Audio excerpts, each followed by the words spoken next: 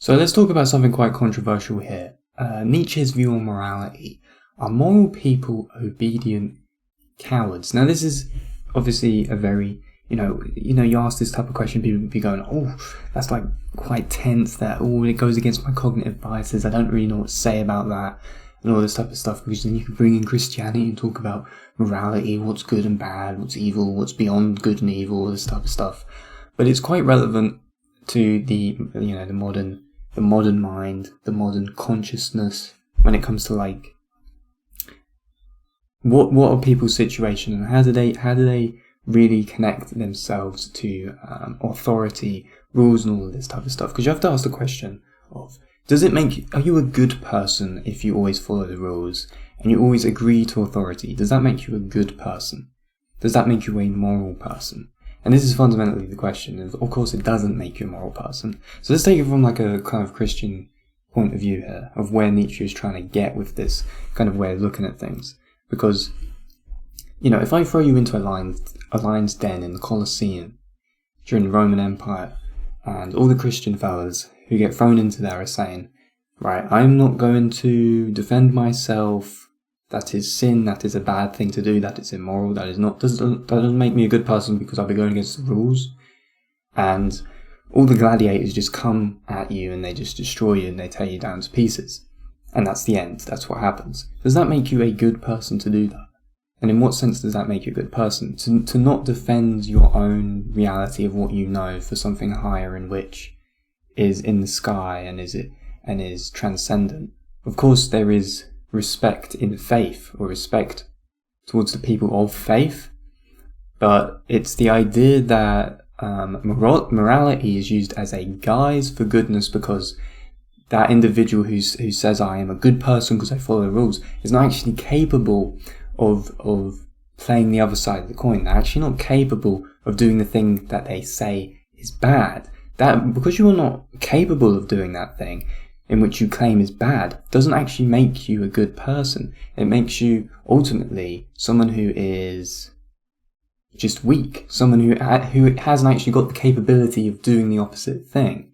And because you don't have the capability of doing it, that doesn't actually give you the ability to make a decision of what you should actually do. It actually just puts you in a spot where you're like, well, because I can't actually do that thing, I should just follow the rules and be a good person and be obedient and not actually go against what people tell me to do. And you can have this in modern society as well, where it's like, okay, there's these rules, there's these ways of doing things, and you have this in the past 2 years with all these restrictions, all this type of stuff, where now everyone's being pushed, all of this kind of restrictive movement has been pushed to the side, and it's been pushed out of everyone's mind, and no one's actually really questioned about why it was there and their decisions about, should I be restrictive in social distances and all this type of stuff. It's all been pushed aside, and it's like, oh, Europe's all open now and people don't really have to question about it anymore, and people not even question themselves the decisions that they were making because they were just following the rules. And now the new rule of everything's open, you can do what you want, all this type of stuff is now in place, and people are like, oh, okay, I'll just follow the rules and I'll not question my personal decision and my volition and my sovereignty about what I was doing at this time. Because ultimately, it's just people walking around, agreeing with the mainstream, agreeing with the status quo, and they weren't actually questioning what they were doing. And at that same time, believing that they were a good person, that they were making good decisions, without actually understanding the flip side of what it actually means to be good. Because to actually have respect, to gain respect from other people, more specifically from other men, is to actually be in a situation where you are capable of making both decisions, of being a dangerous person. That's another point that is very prominent, very important to this, is that, if you have the capability of being a dangerous individual, and you pick and you choose, more fundamentally, the decision that is more honourable, then that makes you a good person. It doesn't make you a good person if you if you're not a dangerous individual and you're a weak individual, and you always pick the decision or the rule that sits with your cowardice of not being that individual, or not attaining that state of being dangerous and being someone who has many different skills and disciplines and all of this type of stuff. So it's like, if you don't have the capability, to be honest, if you don't have the capability to break the rules, then you're just someone who's a very passive individual, who ultimately, who is more of the person who is set up to help destroy society towards a higher position, and more towards a lower position, because this is what you have. If you are passive in your life and you don't live with intent, and you just accept the rules that are placed upon you, then when are you going to actually break the rules for a higher good, or a higher, more virtuous decision for yourself and for the rest of the society? When you're not going to, because you're someone who doesn't have the capability to break the rules, because you haven't been taught how to, because you haven't taught yourself the dynamic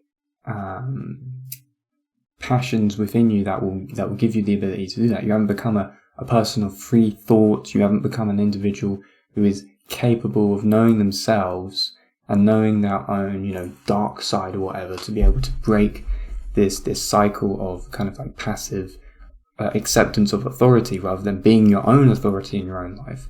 This is what Jung would say, is like, you have to integrate the dark side, you have to integrate the shadow and all of this, which is ultimately just the thing in which has not been accepted by yourself because of your upbringing or your trauma. Let's say you're a Christian child and you're always told to be a good person and love thy neighbour, but your neighbour was a complete arsehole and they constantly treated you bad, but you kept loving thy neighbour. And then you develop this trait of, well, I don't stand up towards people who are being arseholes to me, and I'm just always constantly a good individual, a good person of society, and I don't stand up for myself. That would be your shadow in that sense. Your religious the shadow of a religious indoctrination or of something like that. These aspects of ourselves which we don't integrate to become whole. It's not the dangerous side of you. It's more just the side of you that you haven't accepted because of the way you've been brought up, or the way that so that you become a holistic individual. That's basically what it is. If you are more of a whole person, then you can actually make conscious decisions about what you are going to do with intent and what you are not going to do, and that gives you more integrity, that gives you more value, and that gives you more of a backbone as an individual, because people actually respect you because they know of your own capability. And then when someone knows of your capability, they actually respect, honor, and have a reason to be afraid, but also to actually be aware that you're capable of multiple different things which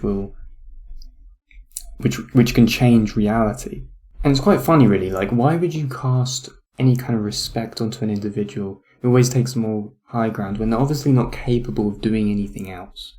And then by that point you're like, okay, you realise, okay, they're not actually moral, they're not actually a good person, they're not capable of anything else. Let's say you're like this really skinny, scrawny guy, and he's like, well, I just take the more high ground and I do the good thing because, it's the moral thing to do. But you're obviously like, well, I very much see that you're not capable of doing anything else about any of these other things.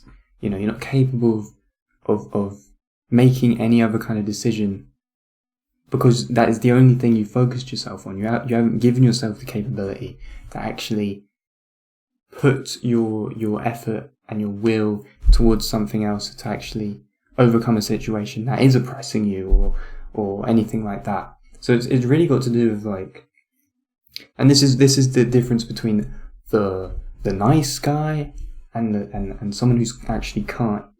The nice person, let's for example, that they don't have this balance of capability of being able to do this one thing or another thing. But instead, the nice guy is like a slave to his temptations. So he always falls for his temptations, like, well, I'm just going to be the simp and I'm just going to like do everything I can to win over this person because I wish to have this beautiful woman in my life, this projection of the anima, this projection of beauty. I have no other way to overcome my temptations but to try and lure her in with my